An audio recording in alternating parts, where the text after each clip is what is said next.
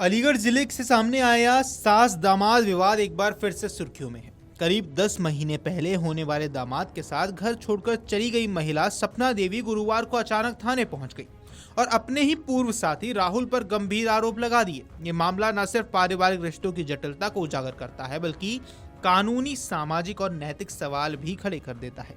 तो ऐसे में आइए सबसे पहले समझ लेते हैं कि कैसे शुरू हुआ ये पूरा मामला।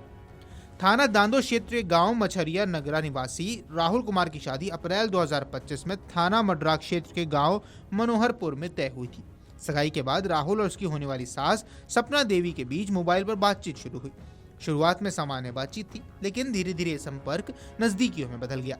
राहुल और पुलिस के मुताबिक शादी से करीब 12 दिन पहले सपना देवी अपने पति और बच्चों को छोड़कर राहुल के साथ चली गई।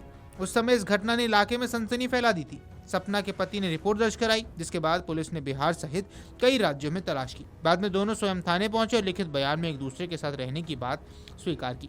दोनों ने साथ रहने पर सहमति जताई, जिसके बाद पुलिस ने उन्हें छोड़ दिया और वो साथ रहने भी लग गए। करीब 10 महीने बाद 11 फरवरी की दोपहर राहुल दांदो थाने पहुंचा, शिकायत दर्ज कराई कि सपना देवी उसे छोड़कर अपने बहनोई के साथ चली गई है। राहुल का दावा है कि वह बिहार के एक जिले में फेरी लगाकर कपड़े बेचता था और वहीं दोनों कर रह रहे थे।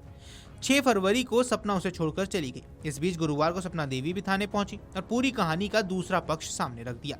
अब उन्होंने आरोप लगाया कि राहुल ने उन्हें प्रेम जाल में फंसाया, उनके जेवर और नकदी खर्च कर डाली, फिर बंधक बनाकर मारपीट और मानसिक उत्पीड़न किया। सपना का कहना है कि उन्हें अपने छोटे छोटे बच्चों को छोड़ने का गहरा पछतावा है और अब वे अकेले रहकर मेहनत मजदूरी कर जीवन यापन करना चाहती है। सपना देवी ने राहुल पर सिर्फ घरेलू हिंसा ही नहीं बल्कि महिलाओं की खरीद फरोख्त जैसे अवैध कामों में संलिप्त होने का भी आरोप लगाया है। उन्होंने कहा कि राहुल कई लड़कियों की जिंदगी बर्बाद कर चुका है और उसे सख्त सजा मिलनी चाहिए। उनका दावा है कि एक पड़ोसी महिला की मदद से वे वहां से बचकर निकले और शनिवार को निकलकर रात में अलीगढ़ पहुंची। उन्होंने ये भी कहा कि उनके बहनोई पर लगाए जा रहे आरोप झूठे हैं और वो एक गरीब व निर्दोष व्यक्ति हैं। दूसरी ओर राहुल ने भी गंभीर आरोप लगाए। उसका कहना है कि उसकी पत्नी यानी सपना को पहले से उसके बहनोई द्वारा बहला फुसला कर ले जाया गया था। राहुल ने सपना और उसके परिजनों पर उसके घर को उजाड़ने का आरोप लगाया। राहुल का दावा है कि सपना तांत्रिक क्रियाएं करती थी और उसे तरह तरह की चीजें पहनने के लिए मजबूर करती थी।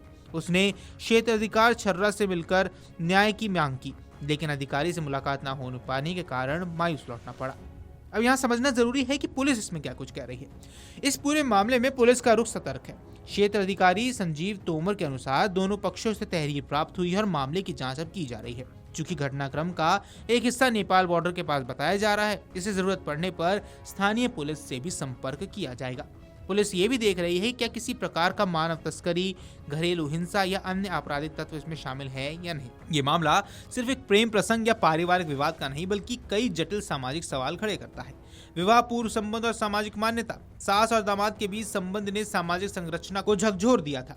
घरेलू हिंसा और शोषण, यदि सपना के आरोप सही हैं तो ये गंभीर आपराधिक मामला बन सकता है। मानव तस्करी का आरोप, यह आरोप सिद्ध होने पर कड़ी कानूनी कार्रवाई भी हो सकती है।